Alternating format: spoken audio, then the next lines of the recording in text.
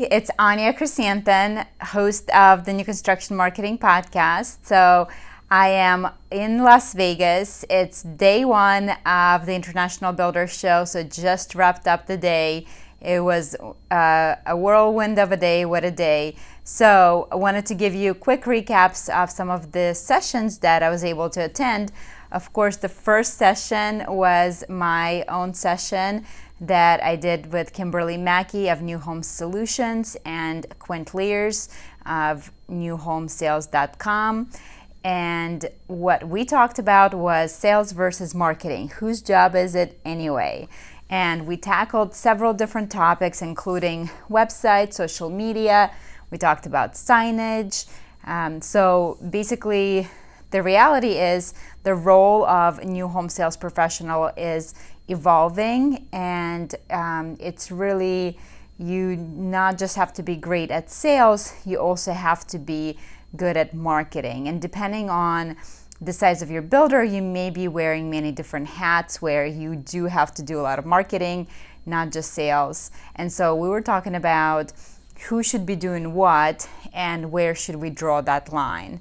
So my thing was, for the website specifically, was all about making the transition congruent, so that when the customer goes from your website to the model home, they feel like it's part of the same brand and they don't have that shocking experience of getting something different, like a different message or different feel. I related to, how when you scroll through social media and you come across an ad that catches your attention, and then you click on that ad and it takes you to a website that looks nothing like that ad. And so you're like, well, there's no way I'm going to put my credit card information into this website. So it's the same thing. So the transition from your website to your model home has to be congruent. It has to feel like a natural extension of the brand, and that it's all in the same. And so what I mean by that is that the message that's being communicated on the website has to match to the message that you're communicating to your prospects in your model home. So this is where it's very important that you speak with your marketing people and you give them direction as to who's your ideal client profile, who are you trying to attract, who's really that great buyer that fits into your community. Of course, you don't want to break any rules here as far as fair housing goes, but you do, and you should have a really good idea as to who that person is. And so the way you can talk and the way you can position to really attract that ideal customer to you and to bring them into your model home. So that was my first thing, is the whole congruency. And second thing I talked about as it relates to website was specifically about incorporating video. You guys know I love video, and what I talked about was the fact that we use a lot of video when it comes to our model homes. Like we use virtual tours, and we even make a lot of video interactive, and the more interactive we make it, the better it is for the consumer. And the whole idea is that when they walk into your model home, they feel like they've been there before. So it shortens the buying cycle of the consumer, because they're essentially coming in to say, okay, I love this model and I'm just here to verify the fact that I love it and it looks the same as what I expect. So my suggestion is, why not do the same thing with salespeople?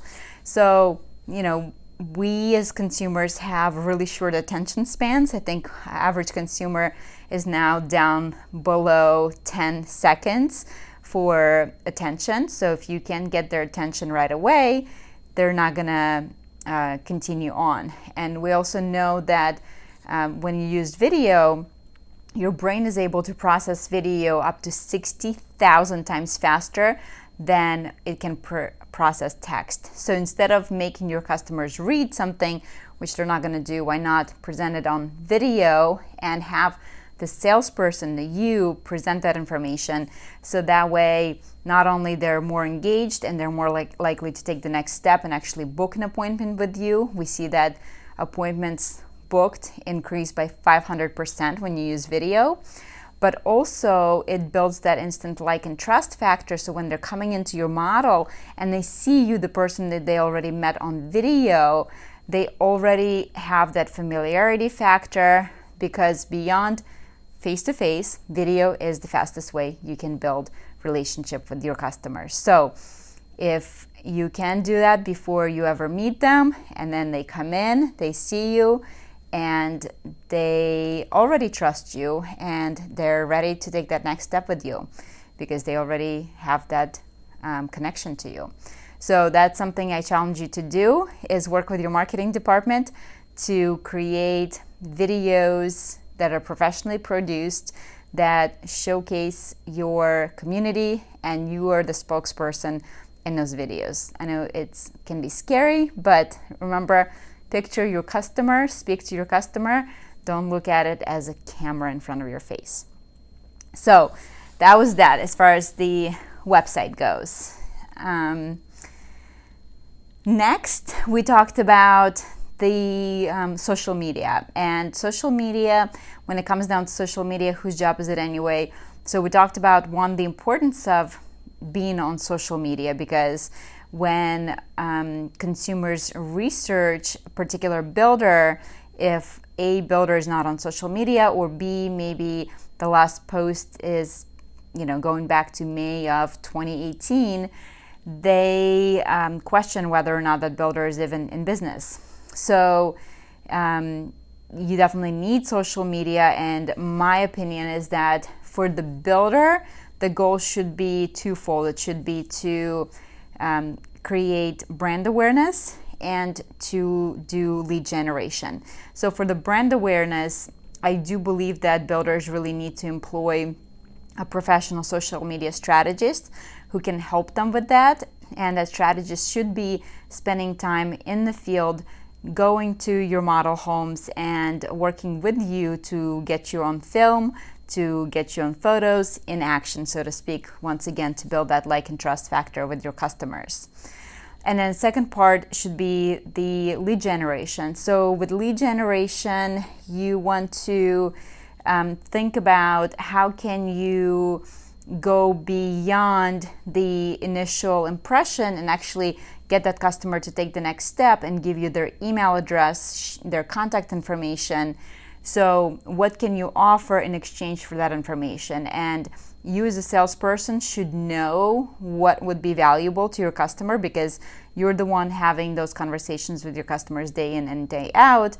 And so you should guide the marketing department to what type of opt-in opportunities they can create on the website in order to capture your ideal prospects' information. But you should not be responsible for actually creating that opt-in. That should be marketing people's job, in my opinion. So those were kind of the biggest things that we talked about as far as social media and website. Of course, we got into the CRM, and you guys know how passionate I am about CRM. I truly, truly believe that you need to have a CRM system, and you need to have a CRM system that does offer automation. The example I used was the fact that 52% of salespeople never follow up. And this is a statistic that we're getting from a national secret shopper company, basically. So when they send those secret shoppers, they're ready, able, and willing. And what they found out is that 52% of the time, the salesperson who was shopped did not follow up with them, which is crazy, because those are the people ready to go to the next step, theoretically. So, and the thing is, I know you guys are not lazy. It goes so much beyond that. If you break it down, 80% of all sales take place between the 5th and the 12th sale. So if you are truly dedicated and you're doing 12 follow-ups for each prospect, and say you see 30 prospects every single week, times that 52 weeks, and if you assume maybe 5 minutes per follow-up spent, that's going to equate to 39 weeks out of the year, which is 75% of your year that you're going to need to spend on follow-up, which is crazy and unrealistic. So that is why you have to use automation. And a couple of keys to automation. Number one is segmentation, meaning that the more you segment your database, the more you divide them into the groups, the more personalized you can make the message, so that the key is to really make them feel as if you just wrote that message for them. You don't want automation to feel impersonable. You want to segment your list so that you have different categories of clients and you can really speak to them individually. So that was a big thing. Quinn talked about WIN technique, which is write it now, which I totally agree with. So obviously you want to treat every single customer as if you'll never see them again when you're interacting with them face to face. You want to give it your all and make them feel special, and take that sales process to, as far as you can possibly go with your customer. And ideally, you would write an agreement of sale that same day. But of course, we know that it doesn't always happen, and that's where the follow-up comes in. So that's why it's important to make sure that you are using some kind of automated system to follow up. If you guys want to learn more about my follow-up system, I teach that in the New Construction Marketing Academy. Be sure to check it out. The enrollment is going to be open here at the end of January, beginning of February, so coming up shortly. And you can check it out by heading to aniakirsantan.com/academy. All right, so that was the highlights of our session from this morning, which was sales versus marketing. Whose job is it anyway? And again, it's my belief that the role of salesperson is evolving, and it's going to continue to evolve more and more. And it's going to have to be a combined role, in the sense that you do have to be really good at sales, but you also have to know how to market your community, and you have to